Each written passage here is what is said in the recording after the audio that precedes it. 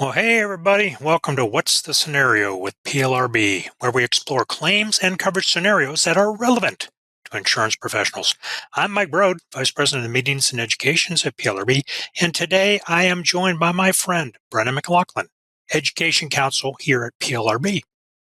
So if this was Brennan, he'd be asking, what's the scenario? So I'll ask, what's the scenario? Emma's cousin Mark moved to the big city and left his horse at Emma's ranch. For 5 years, she took care of that horse like it was one of her own.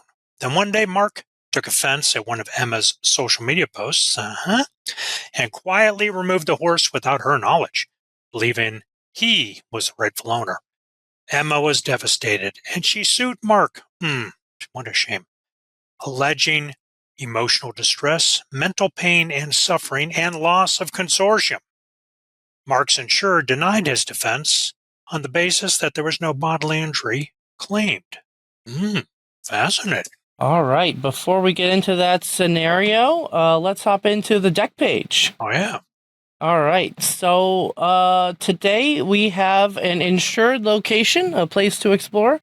And today we're going to be talking about state-by-states a little bit, our PLRB state-by-state surveys. So I thought we could talk about the different states you visited. I mean, I don't know about you, but my family keeps track of that. My wife keeps track of how many states she's been to, different wineries she's been to in each state, and how many states the kids have visited so far.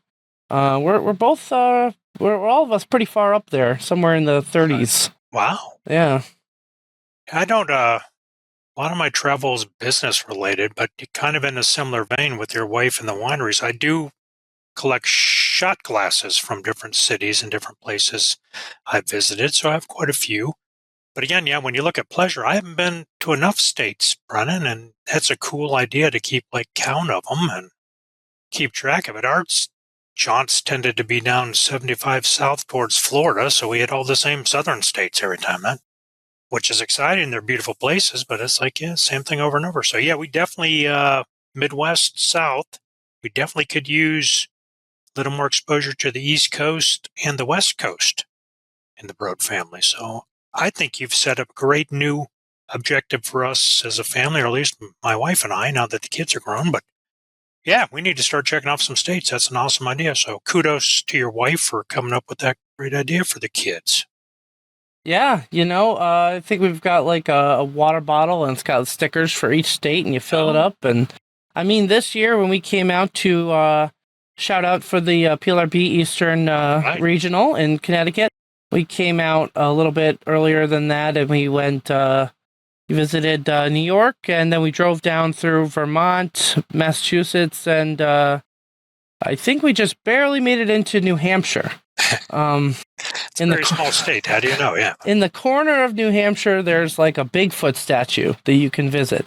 And that's about one of the only things going on in that little corner that we could just barely make it over the border and say we made it over there. So awesome. And that counts according to your... We're going to count it. Your ledger? Okay, all right. Did you get a picture of the Bigfoot at least statue? We did. It was very short. It was very short. Shorter than you might think. It wasn't a Bigfoot. It was a shorter... The dwarf Bigfoot, yes, I've heard of such a thing. Yeah. Awesome. Well, it's still fun. Yeah. All right, let's hop into the scenario. Let's. All right, so today we're talking about, this scenario, this highly emotionally charged scenario, right? Horse involved, yes. I mean, how many times do we have animals involved causing things every Yeah. now and again? But yeah, this is exciting. No animals were harmed in the making of this podcast. The horse is fine. And I think the first temptation is to kind of get into, the meat of it. Does Mark owe Emma? What's going on here? But from the legal perspective, when we're looking at today, we're not looking at whether Mark owes Emma anything. It's whether a defense is owed, to Mark. Yeah. But help me, Brennan, in your scenario here. So Mark was his horse, right? And just because he moved, he was letting Emma take care of the horse. So she never really became the owner, though, right? Am I missing that? Or, I read the darn scenario. I should know it, but you helped create it. So, yeah. Was that in the case that we referenced? Well, the funny thing about this particular stage of litigation is that you're not really dealing with facts. Oh, okay. So two different parties can say two different things. Emma can say that, it actually was my horse. And Mark can say it's actually, it was my horse all along. So when you're at this stage of litigation, you're just looking at the allegations. From the perspective of the court, the only thing the court cares about is what are the allegations, what are the claims here. So we're actually assuming that Emma's side of the story is the correct one. And I think the assumption is that, there's not, for purposes of our scenarios today, it's not a claim that it was some kind of theft. We're just interested in the claim of emotional distress. So we're not claiming that it was her horse. It was just that it was quietly removed without her knowledge, in the dead of night, and she was can never see the horse again. Right, yeah, she's devastated. She was the harborer, at least, right? I think. Yeah, All right, we'll go with that. So yes, Yeah. I get it. Yeah, she was just very upset that this horse that she loved and cared for tenderly is now gone, and all because of social media, Brendan. What a shame. Has social media done some positive things, but look at the chaos it's creating here, and broken families and horses being taken in the middle of the night. It's crazy to me. Yeah, the social media, and hey, I don't know what kind of horse. I don't know if this was on Horse Talk or what it was, but social media tearing families and horses apart here. Right. Yeah. But the question we're looking at is, do the allegations in the complaint, do they even create a potential for coverage? Right. And her allegations help me out again, Brennan. Right. You're helping me a bunch today. So her allegations were emotional distress, mental pain and suffering, and a loss of consortium, right? Is that what she was alleging? Okay. So there's, normally in a I won't say normally, but in many complaints, you'll see property damage, right? Somebody damaged my property. That's not here. You'll see loss of use. We're going to stipulate that that's not what we're talking about here, just to make it easier. Economic loss. We're also not talking about that. Right. We're not talking about negligent representation or anything like that. So we're just talking about this emotional damages. This person had this extreme emotional reaction. Yep. And is that alone enough to create coverage? Okay. So what they would be alleging, or at least trying to wiggle in there, is the only other allegation, at least in a normal liability claim, would either be property damage or bodily injury. So we already said no property damage. So I guess we're trying to go with the bodily injury thing, and then it would get, how does a court look at emotional distress and this kind of loss in consortium and mental pain and suffering? Could that be bodily injury, I guess? Is that the big question that's before the court today, Brennan? Sir, you're the judge here. Just before you, Your Honor.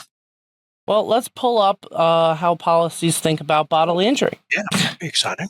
So bodily injury means bodily harm, sickness, or disease, including required care, loss of services, and death that results. Oh, geez. There's no death in this case, correct? Yeah. All right, good. So if you're, actually, we do have a case that this is sort of based on. All right. Coming out of Washington, which we'll add in the citations. Okay. And in that case, the court looked at that definition of bodily injury and decided that, these mental injuries did not constitute bodily injury. Bodily harm. Yep. Yeah. And it's particularly because there was nothing else alleged. It's just that mental upset. Right. Yeah.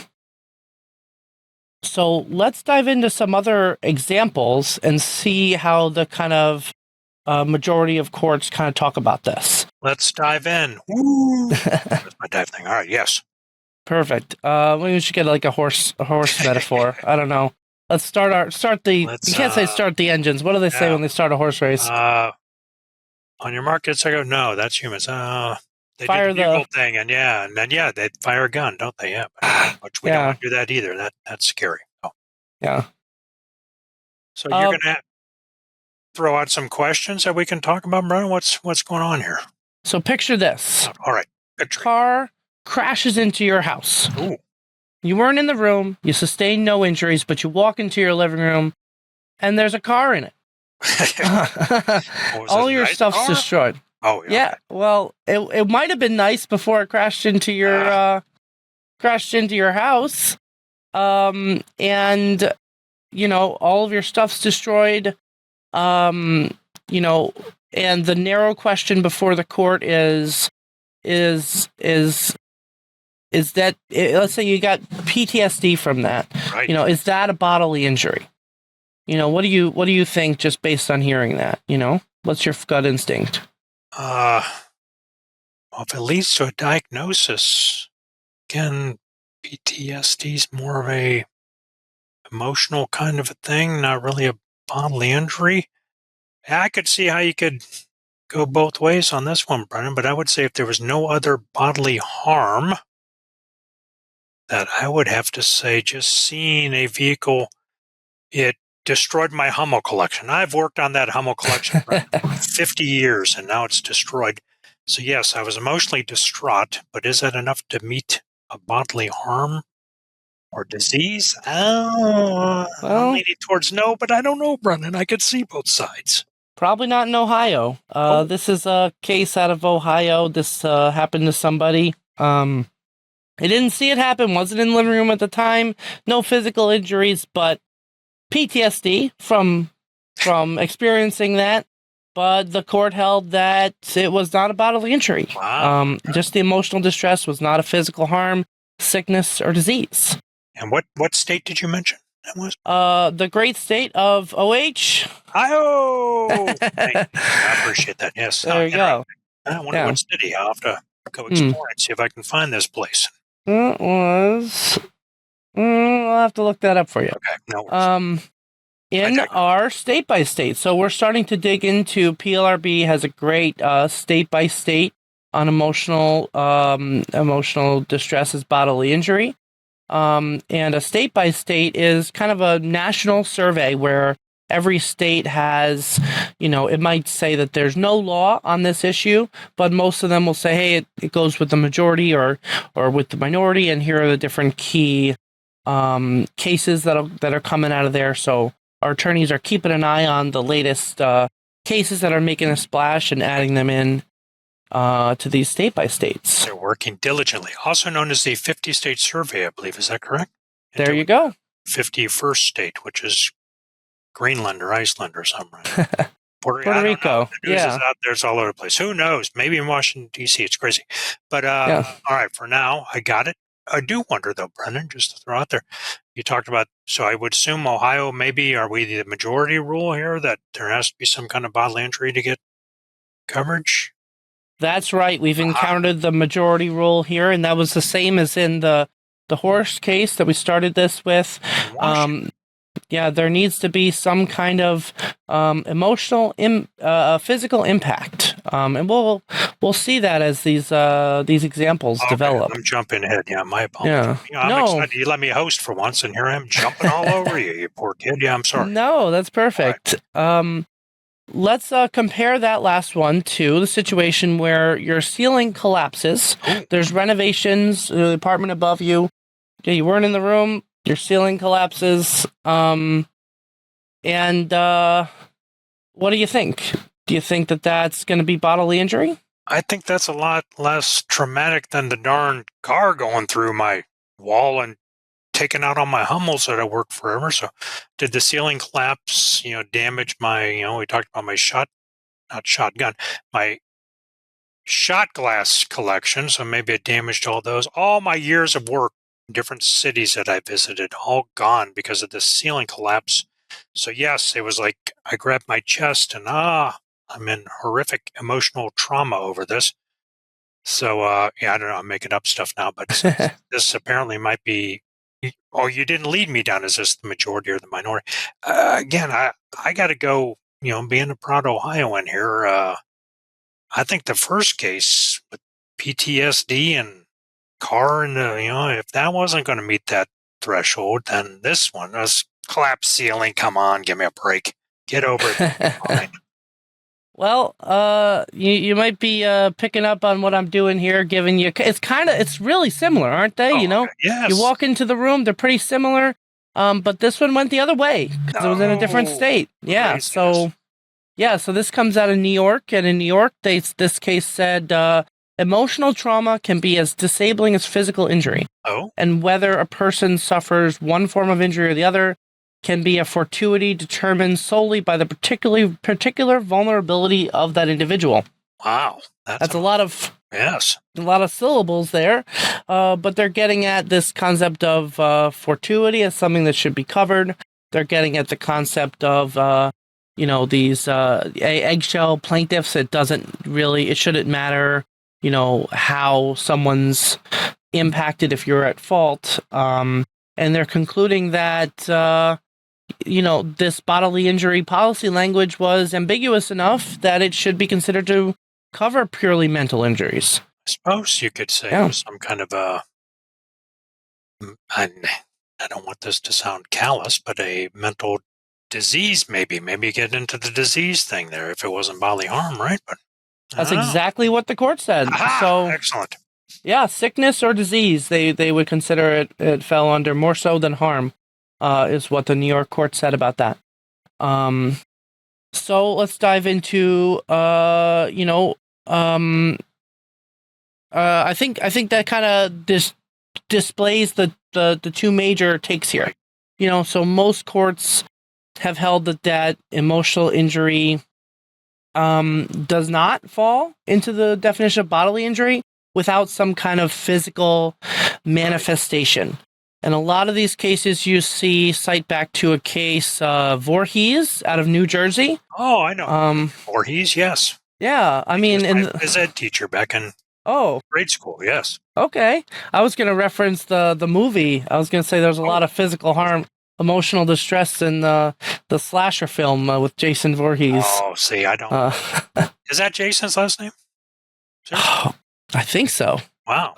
I'm not. Again, I'm speaking of something I'm not an expert on. Horse races, races, and horror movies. I'm with you. I'm more of a comedy, drama, action, adventure kind of. Yeah, the horror movies just. Life's tough enough, Brendan. I don't need to be scared by some dude running after me with a chainsaw. No way. I don't want that. No, thank you. That causes me emotional distress, Brendan. Which then I'm going to sue somebody then because of that. Because you forced me to think about this now. So. Well, if you have headaches, stomach aches, or nausea, those kind of things are going to satisfy the bodily injury requirement in most of these majority states. And these majority states are going to contrast that with pure emotional injuries that have no physical manifestations. In another case, Trin out of Washington, this is someone who witnessed her best friend being run over. Oh, jeez. Terrible case. They experience frequent headaches, hair loss, fragile fingernails, skin breakouts, constantly sick to her stomach, unable to eat, repeatedly vomited. Those are the kind of physical manifestations that a majority court's going to be looking for. Yeah, that would make sense. Yeah. Ulcers, something like that, maybe, Brendan. I don't know. Sure. And then, the minority opinion in a lot of these states, it really comes down to looking at that policy language. And they do a kind of interesting thing about language here. If you look at this, again, talking about the minority that says, hey, any kind of emotional distress can be considered bodily injury. they're looking at this and they're saying bodily injury means bodily harm, sickness, or disease. Now, do you think that that means bodily harm, bodily sickness, or bodily disease? That bodily applies to all three? Or do you think that it means bodily harm, number one, number two, sickness, and number three, disease? Right. As in, it's or, not, yeah. Yeah. So if that adjective bodily does not apply to sickness and it does not apply to disease, then what's the alternative to bodily? It's mental. So that's how they get there. Yeah, I mean, mental is kind of your brain, which is part of your body, too. There's my argument back. There you go. Well, you're from Ohio, so it makes sense that you would go with the majority. Yeah, there you go. So yeah, and these state-by-state breakdowns that we have, whatever state you're in, you can check it and they'll lead you to, if there's any controlling cases out there, you'll find them in the PLRB state by state on emotional distress as bodily injury. Yes, it might be even fun just to read it just for the funsies, you know what I mean, Brendan, on the weekends when you guys aren't traveling to a new state and getting stickers and pictures of Bigfoot. You could sit down with the kids. I used to do this with my children, and I used to read them the commercial general liability policy and kind of go through it. So they have such fond memories of it, Brendan. So maybe, again, you could do with your kids too. But you know what I always say about these things, because it's fascinating to me, anything casualty related, you get a lawsuit, like you said, you look at the allegations, do you owe a defense, which is broader. Of course, we've mentioned this in the past. Our duty to defend is broader than our duty to provide coverage at times. So you look through all this crazy stuff, and it's just interesting to me, always fascinating how states can look at that same language and come down to two different conclusions on it. It's what makes this job, I think, so much fun in the insurance industry. Who knows what the court or jury is going to decide? It's always fascinating. Yeah. And, I think I'm going to get a water bottle, and for each one that has a majority, I'll put a sticker on that state. Oh, there's a yeah. And the minority, I'll have to get a different colored sticker, So I'll have a different water bottle for each of our state-by-states. Yes, I like it. Yeah, that's there you go. Too, for the website. Maybe we do that. We could have this date up there, and we can, color them in with different, here you go. Yeah. I think you've come up with a fascinating idea, Brendan. I can't wait to explore it further. All right. Well, another fascinating idea is to head over into our 3 key takeaways. Oh, yes. So let's do it. All right. Our 3 key takeaways. Number 1, unlike cases where physical injury results in emotional distress, in these cases, emotional distress results in physical injury or is the only alleged harm. Pure emotional distress has no physical manifestations and is not considered bodily injury in a majority of states. And then check PLRB state by state on emotional distress, also known as 50-state surveys, and they're a convenient way to check on the relevant state law. So, check out the show notes for key points from this episode and links to learn more at plrb.org. Subscribe and rate us, and we'll see you next time. The views and opinions expressed in this resource are those of the individual speaker and not necessarily those of the Property and Liability Resource Bureau, its membership, or any organization with which the presenter is employed or affiliated. The information, ideas, and opinions are presented as information only and not as legal advice or offers of representation. Individual policy language and state laws vary, and listeners should rely on guidance from their companies and counsel as appropriate.